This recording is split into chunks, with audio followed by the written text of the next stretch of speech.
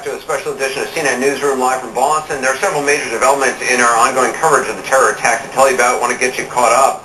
A private funeral service has just been held for MIT police officer Sean Collier.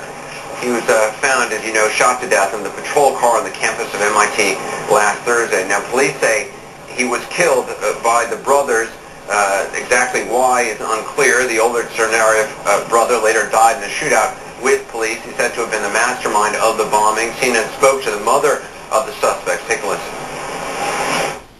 My sons were innocent, and I loved them, and I want the whole world to hear about it. I love them, and I will love them, and I want to go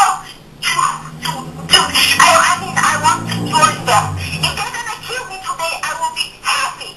Happy. Okay? Okay. And I will say, Allahu Akbar.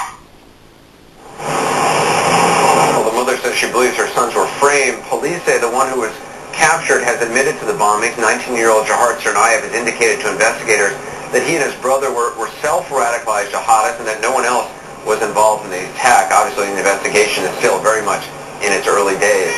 The teenage suspect is still in the hospital on a ventilator. He's been communicating mostly by nodding his head or shaking his head. He did speak when asked this question. You've got the right to an attorney at this initial appearance.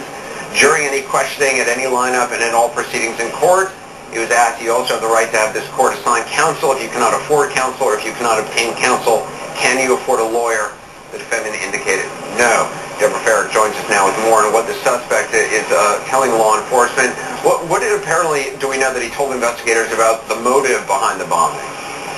Well, right now, Anderson, all indications are that Tsarnaev has indicated or suggested to investigators that, in fact, religion, radical Islam was one of the reasons. Their belief in jihad was why they did this attack. Again, anything that he says, certainly from his hospital bed, investigators are going to have to run to the ground to make sure that this is true. We don't know what the real motivation is. He's saying that perhaps it's a jihadi. Others perhaps are looking into something deeper as to why he may have done this.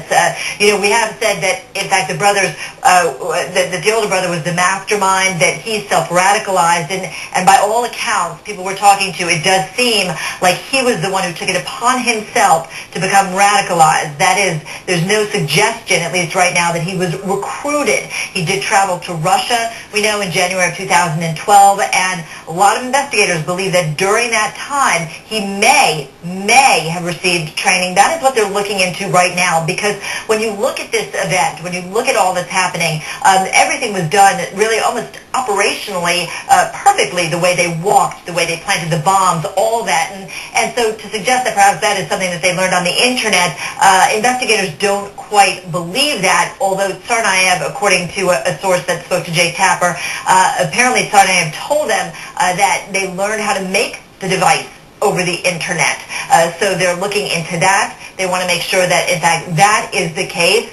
Again, what we've seen in a lot of cases, Anderson, as you well know, is that a number of people have tried to attack America, tried to attack the United States, but the one thing that always failed was the device that they were trying to use to hurt people. This one succeeded, and so the level of sophistication is sort of ratcheted up to a whole new level. They had everything right, and that's why investigators are not 100% sure that, in fact, these two were able to pull it off. The older brother, the 26-year-old, believed to be the mastermind.